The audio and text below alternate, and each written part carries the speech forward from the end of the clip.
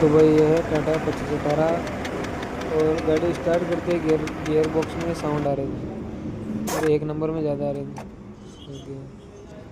Gear box उतारा, oil निकाला तो उसमें ये गिरारी के तित निकले।